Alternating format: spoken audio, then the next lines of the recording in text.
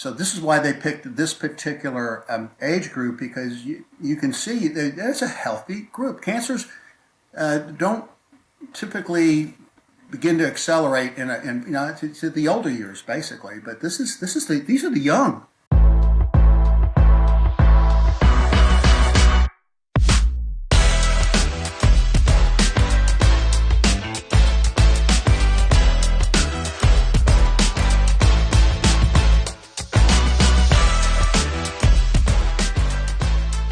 Good morning and welcome to Shot Callers.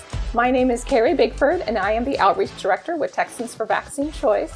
And today I am very blessed to have the opportunity to interview James McCann, JD, who was the former Managing Director at Marsh USA, where his specialties and duties included risk management consulting, data analysis and management, contract management, mergers and acquisitions, and sales management. But today, we are going to talk about Mr. McCann's amazing project that he has been doing with Ed Dowd about some of the fallout from the COVID vaccines. And now I leave it to Jim. Thank you so much for coming, Jim.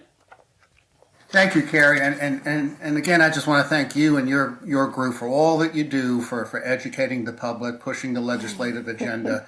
And I know that's been a huge uphill fight up against behemoths, huge organizations that have been trying to block this all the way. And I thank you for that. Just how I got involved basically is like a lot of us, we started to shift to alternative media to try to find, something just wasn't right with the way, I know something about the Constitution and what was going on, and the people's obviously rights were being abrogated in so many ways through this process.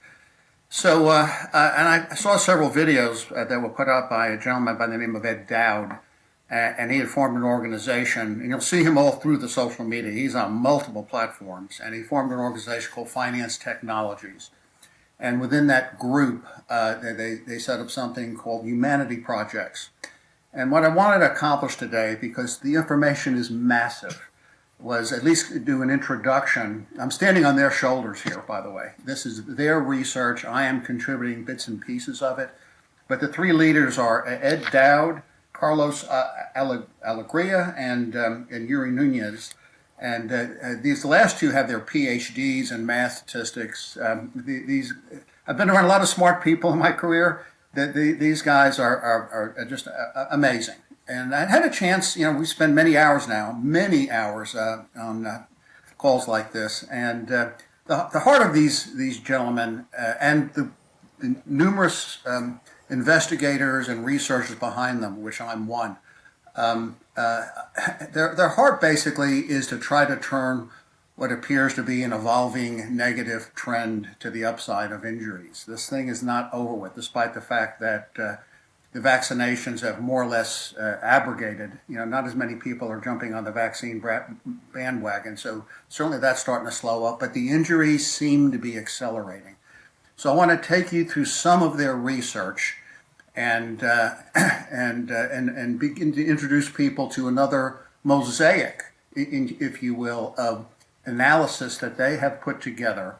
And when I use the term mosaic, it means they're using multiple data sources to confirm what they're seeing in other data source analytics that they're doing, and frankly, it's scary what we're seeing. So their heart is to educate the medical community, the political community, the corporate community, and begin to take actions to try to turn this thing around or slow it down.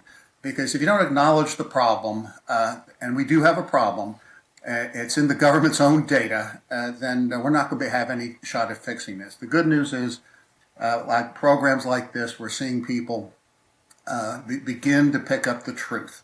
It is getting out. We're almost hitting a tipping point, in my opinion, and where people just starting to get it. Obviously, with the Attorney General filing lawsuit now, this is going to open up the floodgates, in my opinion, legally. And I see other attorney generals jumping in on this, and a lot of the corporations are going to be, and the government and the regulators and the CDC, et cetera. They've got to be. They know this. They have to know this is going on, and they've got to be quite fearful. So with that, let me start diving right into this. Thank you so much for that wonderful explanation. Yeah. Yeah, thanks. It's so this is brand new. They just published this on their website, and if in case I forget, I do want to download this presentation, on the platform. I guess it's going to go on Rumble ultimately, and so people have an access to look at these 7 slides. It has the links directly to their website. It's a bit complicated to navigate because it is rich with all kinds of research, some of which, frankly, is challenging to understand. And some of us got together and we put together this slide to just give people a bridge, if you will, to what what this is beginning to picture, that this is beginning to take place in this area. So at the top here, you'll see humanity projects, V damage, human cost. And this takes you to that portion of the website that shows this and the data and the support and the analysis behind it. Everything is proven up, and they frankly have had very little. They're not getting contested a whole lot because, frankly, Carlos and crew, the data is indisputable. You can draw your own conclusions, but then we're going to go through this. But this is the picture of what we're seeing. So with this first one, you have a U.S. civilian labor force of 148 million people, and that's age 16 to 64. This is the healthiest segment of our population. They work, they're motivated to work, they are working, and health is important, a factor in them being able to feed their families. Mm-hmm. Well, you go down to the next sector, and I thought a funnel made a lot of sense presenting it this way, because what you have is an increasing degree of morbidity, problems starting to surface in the population, and this is a snapshot in time. We'll talk about the trends in the later slides, but we seem to be moving from mild to chronic illnesses, and then we get into severe problems, which manifest in the form of disabilities and then ultimately deaths. On the next slide, I'll just summarize it for you. We're pulling data from the Bureau of Labor Statistics, the VAERS database. This is part of this. It's our data. There is no more official data. Excuse me? I was saying, so it's our data. There is no more. It's our data. There is no more official data, correct? It's our government's data. No, this is, for the most part, I'll get into that. I jumped ahead a little bit. Yeah. But this is a myriad of data sources, some of them government, some of them private. For example, some of the data, the VAERS database, obviously a lot of people hear about, well, that's part of this, just part of it. Then you're looking at life insurance data that's come from the carriers. That's kind of hard to hide because when people die, there is a death certificate and there is some information that accompanies that. The basic process that they've approached here is they go back and look at the government data, and you got years of data, and the law of large numbers basically says that it gives you a high degree of predictability the more numbers you have to work with. And so they're going back 10 years or so to look at and establish trends, pretty predictable trends from year to year. But then we introduced something new in the system, and believe it or not, it wasn't COVID. That even in 2020, when COVID manifested, the death rates were fairly consistent even through that. One way they got to that, frankly, and I looked this up myself on the World Health Organization, is that all the typical flu season injuries just disappeared, and they were substituted with COVID claims. So that was your first clue that I found that it's something that somebody's playing the system here.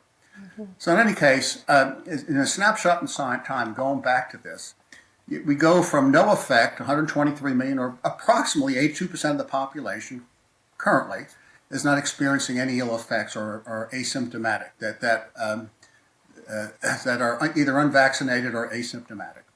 Then you get down to absences. Now, this is a lot of the absences and disability information primarily is coming from the Bureau of Labor Statistics. Now, that's the government's way of managing our productivity, for employees across the country.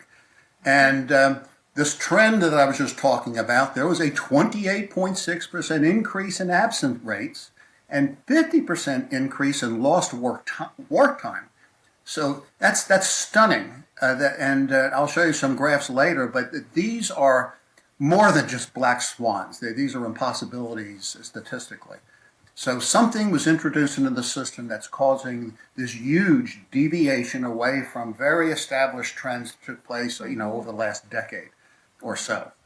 Then the disabilities, and that results in roughly 26.6 million Americans of the 148 we just talked about in terms of the total. Then you've got disabilities, 1.36 million above the trend line. These numbers are above the trend line. We're not talking about, total disabilities. This is the excess disability. Excess disabilities. And you're looking at a 24.6% increase in the disabilities, the disability rates. That's, again, stunning. And then extreme is the deaths that they've been able to identify. Obviously, the VAERS database is that, but also they looked at the results of the life insurance companies.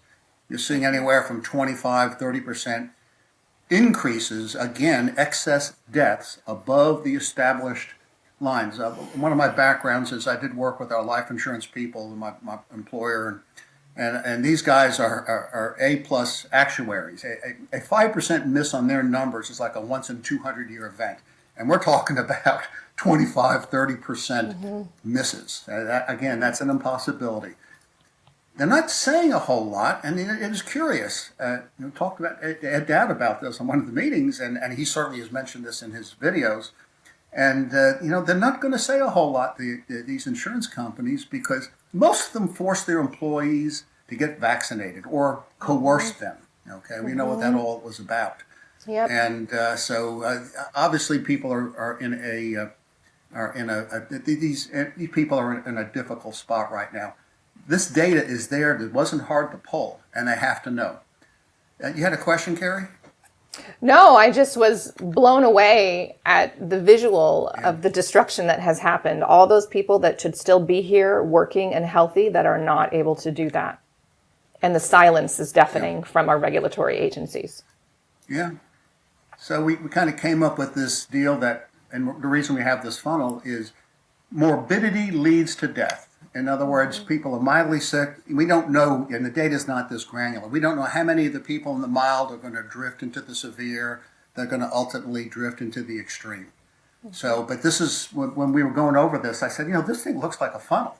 So a number of us got together and we designed this to give a picture for people to begin to grasp the extent of the problem, unfolding problem. And this is not going away. So with that, I'll jump to the next slide. Okay, I already talked about all the data sources. What I try to do here is at least give you a feel for the data that's being pulled and where it's being pulled from. But again, go to the website. Okay, now this is the latest thing that Carlos created, and he again went to the. I'm gonna pop over to this for just a minute here. He went and pulled data from the St. Louis Fed. The Fred Time series data, the Bureau of Labor Statistics, the current population survey data, and the admitted COVID-19 vaccinations that took place here in the United States, over a course of time. So this is unanalyzed data. This is raw data coming directly from the government. So it's not like somebody can say, well, you put too much weight into this and this assumption's not right. This is the unvarnished government data. So what you look back, and I said we go generally back about 12 years with this, and you can see there's a nice trend line between 4,800 and 6,000 claims or disabilities per 1,000 persons. So this is a rate per thousands of persons. Wait, I should say thousands of persons here. So what you do is take those numbers, you add another 3 zeros. To get the disabilities that are taking place. And you can see that between 2009 and 2020, you've got a fairly consistent range of data and plays here in terms of disabilities in our workforce. You can see the huge dip just after the opening of 2020. That was the shutdown of this country. And you'll notice just to the right of where 2020 bullet point would be, that was the introduction of the vaccine. look at that line. Okay, these now you're beginning to see an acceleration of disabilities, and this is stunning. I mean, anything above 6,000, is outside what we'll call the trend. He hadn't applied a trend line to this yet, and he hadn't done any high end. He wanted people to see exactly what was coming right off the. So it's incontestable, and even though the vaccinations are starting to tail off, and it's some question of to what extent. I'm hearing stories that only 10% of the population has picked up this last COVID, these last series of COVID vaccinations. So we're not seeing what we have seen before, but this is obviously of some concern. When you go to the website, I'm going to keep pointing people back to Finance Technology's website. Just click the blue. They offer a series of different looks on the population, the employed population. We look at the population that is over 65, et cetera. So you have different looks at the population, and you get different results.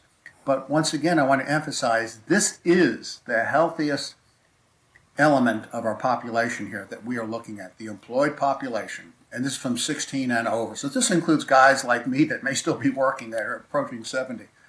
So, but it's something we need to be, concerned about.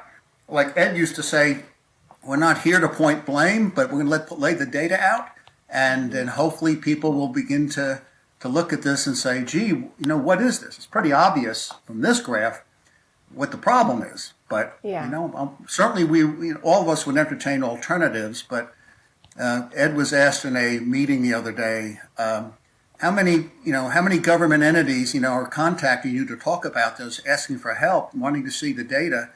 And he's saying the silence is deafening.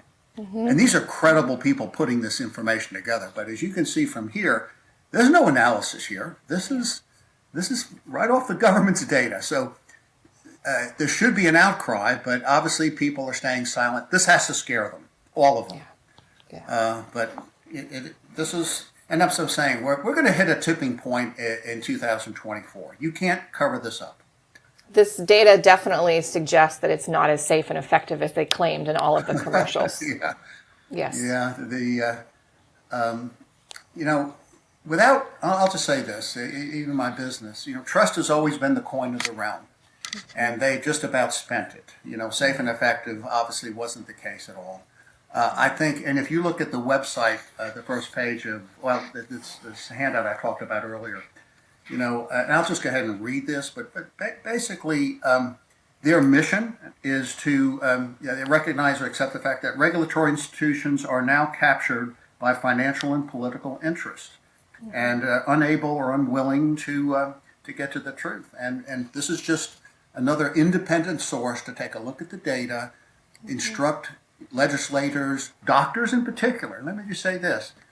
Until we acknowledge the problem that is taking place before us, and that includes the medical community, our politicians and legislatures in particular, this trend is going to continue. I'll tell you, the heart of these gentlemen that I'm working with is to try to turn that trend around. And that means looking for solutions. There may be ways to screen the body of well, obviously we think it's the spike proteins and other things. I'm not a doctor.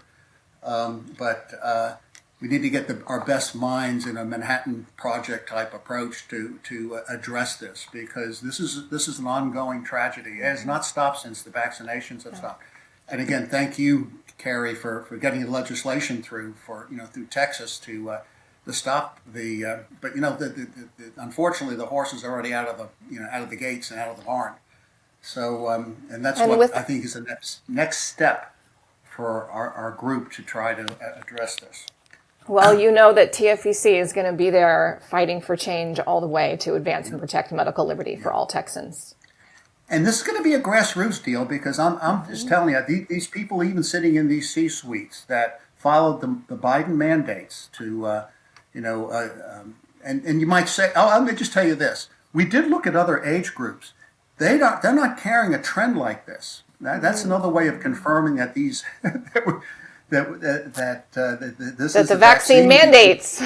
It's the mandates. It was the mandates. The mandates. And they've got to be very concerned in these C-suites, very concerned, because I do not know. I've tried getting in line myself. It's interesting. A lot of this data is missing, but I told Carlos I'm trying to pull data and look for what's the group health data looking like with these insurance corporations, and I'm not able to find it, and and you got to figure, and this is the guess on my part, pure speculation, but I got to believe there is beginning to show some deterioration in their health insurance results.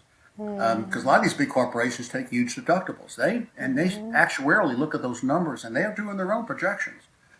So that's another place that ultimately maybe we can look later. I'm not having any luck on that yet.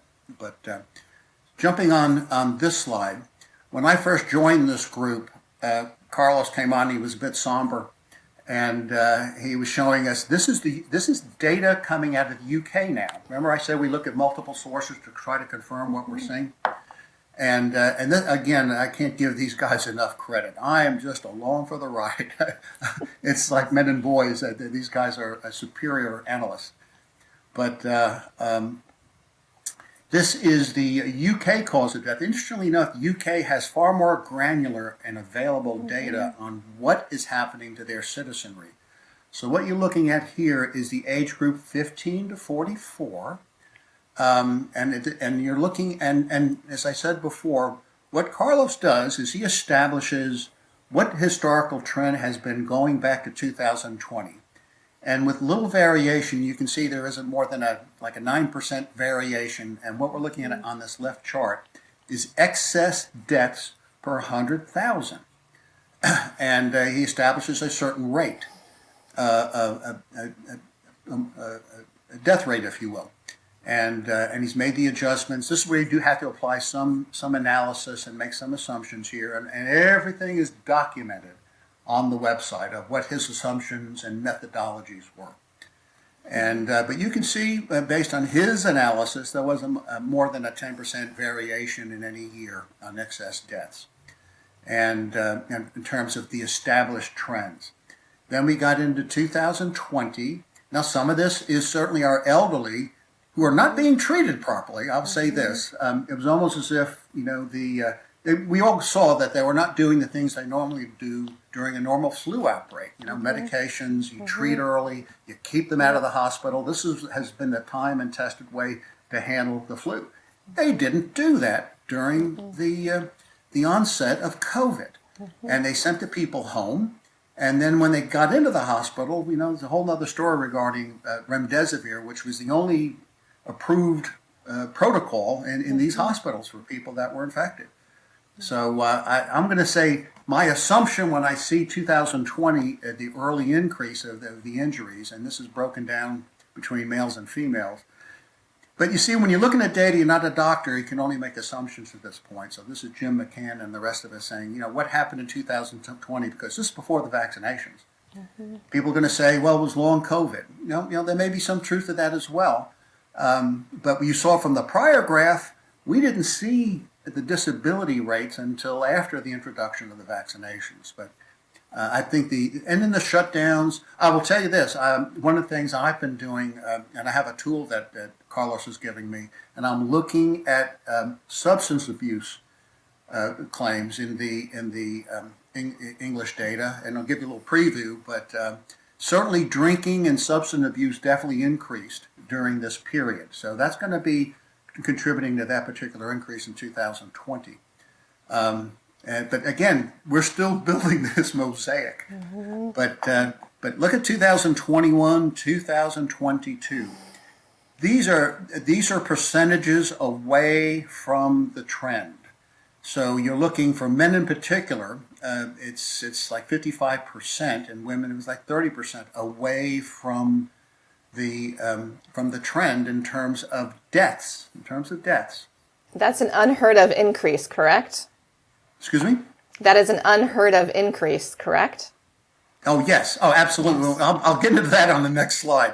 I'll show you that in just a second. But again, this is the UK data, and you'll see here something called an ICD-10 code. And this is what the world uses to classify deaths into what category that caused the death. This is causation analysis, if you will, for the 15 to 54 in the UK. Now you go to the right. Now we're getting into high-end statistics. I'm almost hesitant to put this in here, but you see something called z-scores. Think of this as standard deviations away from the norm, is what this is. And you're looking at 12 standard deviations. And keep in mind, this is cardiovascular diseases alone. This isn't all deaths, by the way. This is just cardiovascular incidents. All right, and that's the one that people have already begun to pick up on. So Carlos then moved and said, let's take a look at malignant neoplasms, which is short for, or is long for, cancers. And these are ICD-10 codes, range C00 to C97.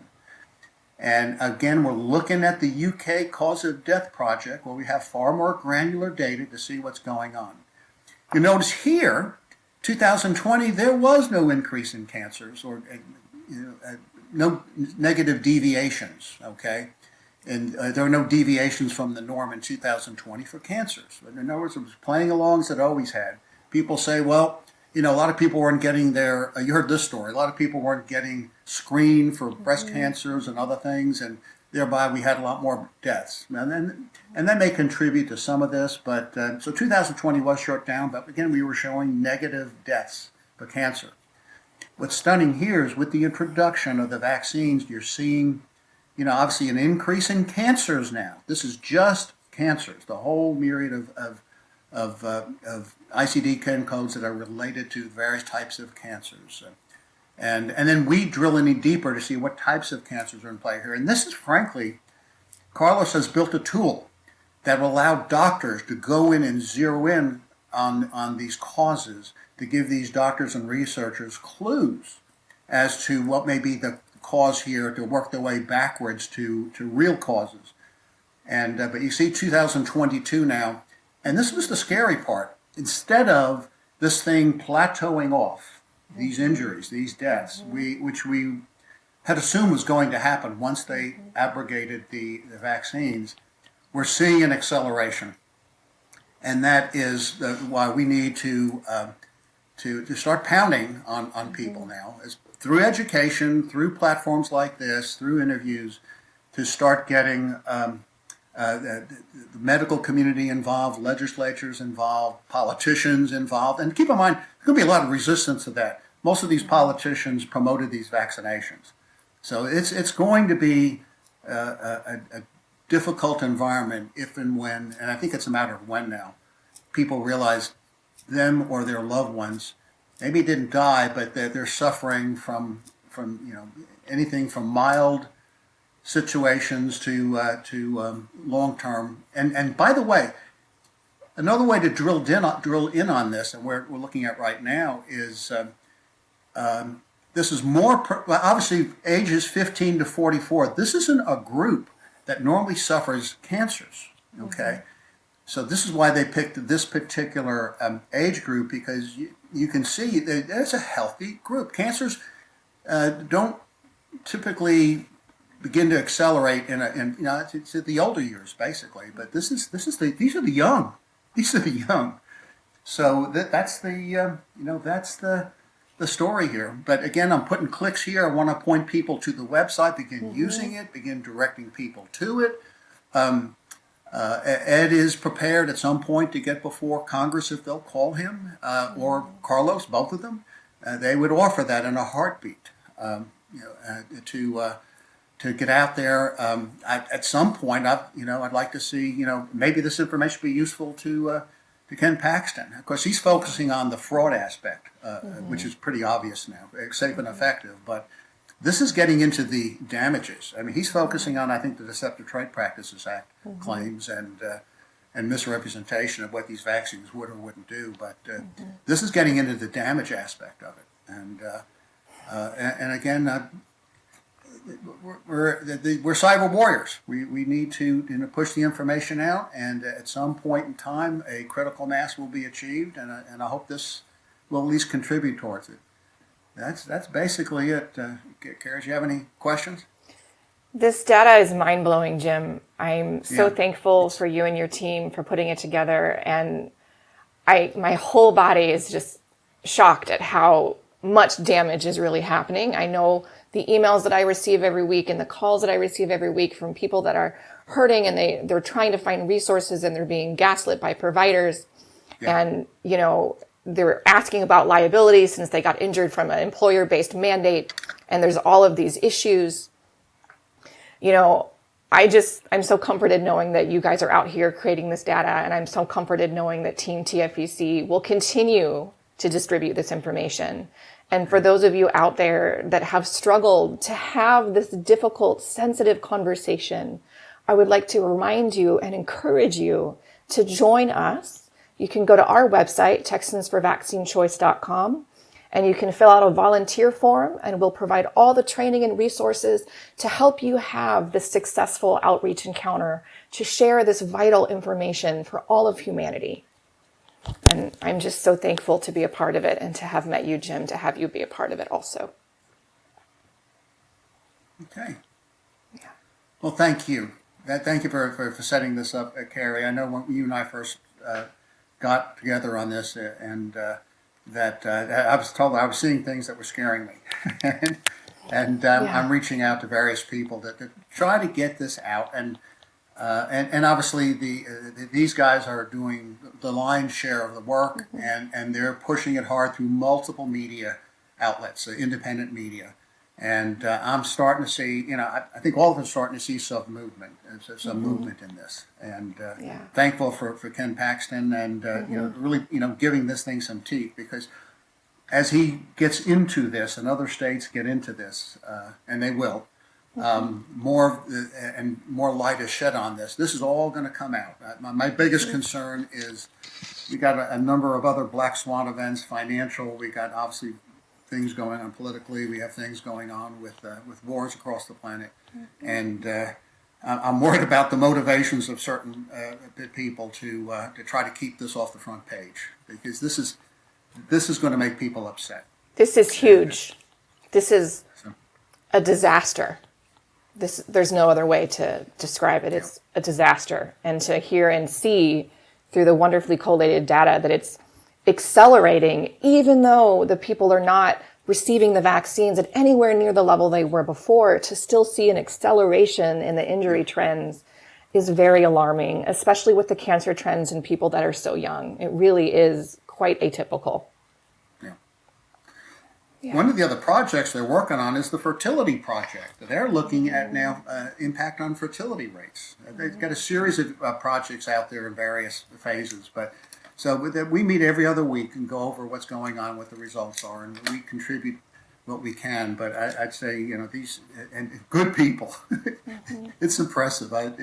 I just wish I had more skill to help them. But this is just part of my efforts to help get the word out, because the data is there. So the data is there, and we need to see it and make choices based upon it so that we can save ourselves. Yeah, exactly. I appreciate you so much for coming on, Jim. This data is incredible. We will make sure that people have access to it so they can verify it and begin to understand what is happening for themselves, and maybe even answer some questions for friends that have been suffering about what is the cause of the suffering. Because if it's not the COVID vaccines, what has caused so much data deviation? Something has caused this, and we need to find out what. Talk to your politicians, talk to your representatives, talk to your doctors, talk to obviously the government officials, the medical community. Just keep talking and get it out. And if you don't know how to talk, come to Team TFVC, and we will help you discover the how of effective communication and outreach. Okay. Yeah. Well, thank you. Thank you again for what you've been doing and your group have been doing from day one. It's a team effort, and we're not going anywhere. Yep. Well, you've proven yourself. You've gotten results. Thank you for listening to the Shot Callers podcast. Please, if you found value in this content, rate us and share the podcast with a friend. It's a great way to get the message out and to empower everyone to make informed decisions. Until next time, never forget, we are the shot callers.